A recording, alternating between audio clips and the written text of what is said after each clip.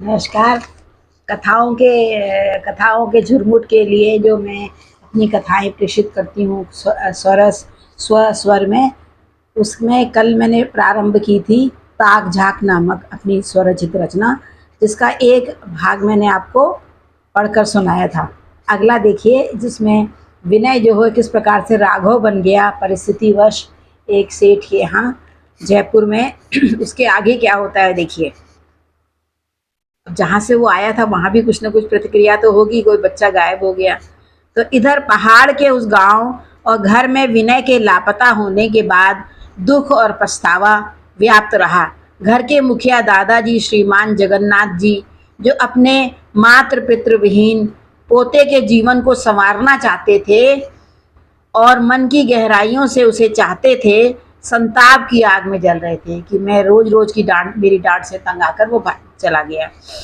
उनकी समझ में नहीं आ रहा था कि उसे नियम संगत और सदाचारी बनाने के प्रयास कैसे त्रुटिपूर्ण हो सकते हैं।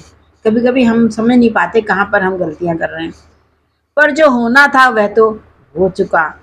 और फिर एक दिन अपने विवाहित नातिन को सारी धन संपदा सौंप वह हरिद्वार गंगा तीर को प्रस्थान कर गए। दादाजी की बात बता रही हूँ, जो विनय के असल दादाजी थे, अब जो विनय राघव बन गया।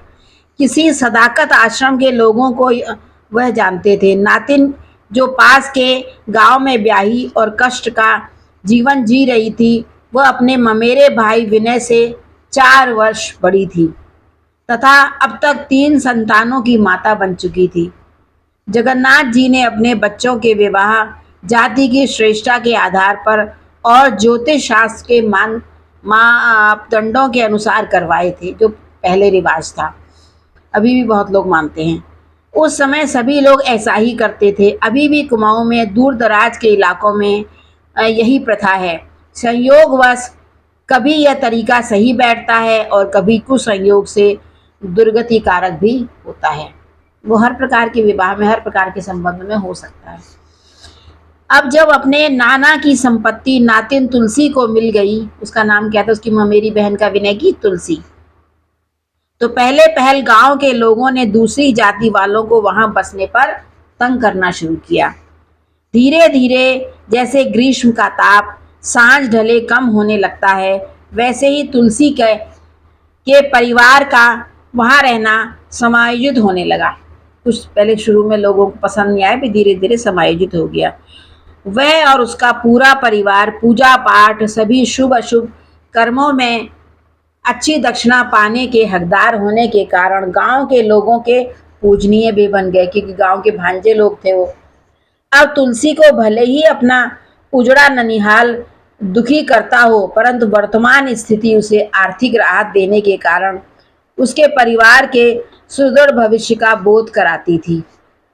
समय का पहिया अपनी गति से चला और अनेक परिवर्तन की बयार और सुगंध के साथ तुलसी का एक पुत्र, जिसका चयन राजस्थान के एक प्रतिष्ठित इंजीनियरिंग कॉलेज में हो गया था, सत्र की समाप्ति से पूर्व वार्षिकोत्सव में राजस्थान के गणमान्य जन वहां पधारे और उसमें उन्हें सम्मान हेतु मानक उपाधि के लिए बुलाया गया था।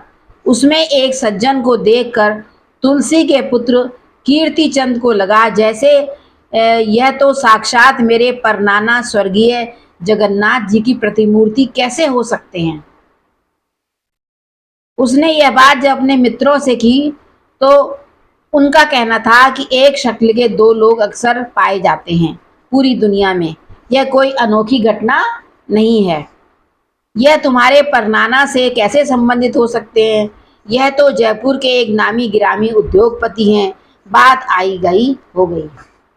एक बार जब कीर्ति अपने घर छुट्टियों में आया तो पूरे घर की सफाई के दौरान अपने परनाना के चित्र पर उसका फिर ध्यान गया और यह बात उसने अपनी माँ को भी बताई। पहले तो तुलसी हंसी, पर बाद में उसे अपने मामा के लापता लड़के विनय की याद आई और वह उस राजस्थान वाले व्यक्ति और विनय की उम्र की आकलन करने लगी। हिसाब सही बैठता नजर आया और जब अनायास कुछ सत्य सामने नृत्य करने लगते हैं तो हृदय के तार झंकृत हो ही जाते हैं और मानव वर्तमान से अतीत की ओर चला जाता है। ये श्रृंखला चलती रहती है। जितना रोई थी नानू के गले लग के तुलसी, उसकी माँ चंपा, पूरा गांव गिरदम घर के आगे खड़ा था। नानू एक छोटे निरीह बालक की तरह रो रहे थे जब वो विनय लापता हुआ था। कभी अपना सर पटक रहे थे, अब अगर वह मिल जाए तो क्या यह विलाप, वह अतीत का शोभ, संताप की छाप तो नहीं मिटने छटने वाली थी। तुलसी की माँ चंपा को भी गहरा धक्का लगा था। फिर वह भी उसी दुख में विलीन हो गई। नानू तो सब छोड़ छाड़ के चले ही गए। वहां पहुंचने के 1 वर्ष के अंदर परलोकवासी हो गए। तुलसी को मिला बहुत कुछ, पर अनमोल रिश्तों के भस्म हो जाने के बाद। अरे नाम क्या था ये उस उद्योगपति का? कुंवर राघव चंद शेखावत।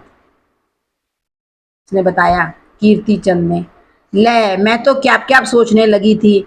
एक उम्मीद सी जगी ठहरी, हमारे ऐसे भाग कहाँ। माँ, मेरा चयन हो चुका है राघव जी की कंपनी में। जब तुम्हें जब तुम्हें ले चलूंगा तुम अपनी आंखों से देख लेना। अगर मिले राघव जी से तो हूबहू लगते हैं अपने नानू जैसे। ठीक है, देख लूंगी। अभी तो तू जमकर मेहनत करना और हमारे भी दिन फिरने चाहिए। अभी तेरा छोटा भाई और बहन पर भी खर्चा करना ठहरा।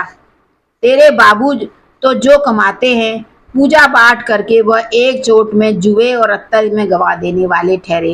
ये ठहरे ऐसे लहजा होता है कुमाऊनी के जो हिंदी बोलते हैं। नानू के प्रताप से, आशीष से तुम सब पढ़ गए और पढ़ रहे हो। ईजा तू चिंता मत कर, मैं अब सब संभाल लूंगा। भुला और बैणी, छोटे भाई बहन को भुला बैणी कहते हैं, मेरी जिम्मेदारी। बस बाबू को भी समझ आ जाती तो तब कुछ बात थी। तुलसी के बेटे को राघव जी की कंपनी में कार्य करते हुए लगभग 1 वर्ष हो आया और वह उस कंपनी की मुंबई शाखा का एक इंजीनियर है। पर जब उसे उसके समय से पूर्व कंपनी के टारगेट पूरा करने के लिए पुरस्कृत किया जाना था, अतः अपने पूरे परिवार को तुलसी पुत्र ने मुंबई बुलवाया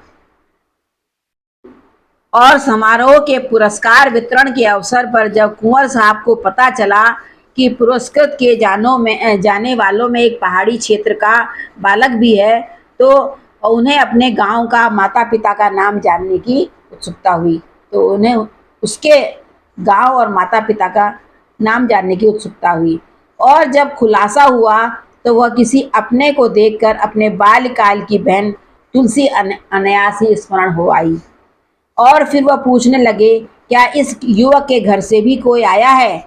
जब उत्तर हाँ में आया तो वह उनसे मिलने की चाह रखते हुए उन्हें अपने विशिष्ट कक्ष में बुलवाया। एकांत में सारी बातें स्पष्ट होने लगी, इस शर्त के साथ कि जो जो हो गया वो हो गया, अब इतिहास बदला नहीं जा सकता। अधिक ताक-झाक न करते हुए वर्तमान पर ध्यान होगा। यहाँ पर मैंने शीर्षक को संबोधित किया है। अब तुम्हारी जो भी कठिनाइयां हैं वह मेरी भी हैं, अतः क्योंकि तुम सब मेरी जड़ें हो। जो कुछ मैंने किया वह मेरा बचपना और नासमझी थी, जो मैं उस समय दादाजी की डांट से भागकर आ गया। यह तो मेरा प्रारब्ध था या कहें जो मैं यहाँ तक पहुँचा। सेठ जी और भानु जी को मैं अपने लिए ईश्वर तुल्य मानता हूँ। भानु वही था जो निसंतान है, जिसने कहा था कि अपने जो आपके बेटे इसको बना लीजिए बेटा। पर मेरे वर्तमान परिवार का यह सब सत्य उजागर नहीं होना चाहिए। पर मेरे वर्तमान परिवार पर यह सब सत्य उजागर नहीं होना चाहिए, यह मेरी आप सबसे प्रार्थना है। इस प्रकार के विषय में अधिक ताक-झाक की आवश्यकता नहीं। जो है उसे भी स्वीकारो और जो नहीं है उसका मलाल किए बगैर वर्तमान को जियो और भविष्य को प्रकाशवान करो। सब अवाक वह संभाषण सुनते रहे। कुछ कुछ पिघल रहा था जो रिश्तों को नमी देकर पुरानी जमीन पर नई कोपलें खिला रहा था। ये कहानी समाप्त हुई। अब बताइएगा कि आपको कैसी लगी। और मैंने बड़े मनोयोग से लिखी है। कुछ लोगों ने तो इस पर बड़े कसीदे कसे हैं। अब आप जब मेरे स्वर में सुन रहे हैं तो आपको कैसी लगी, ये आप मुझे बताइएगा। नमस्कार।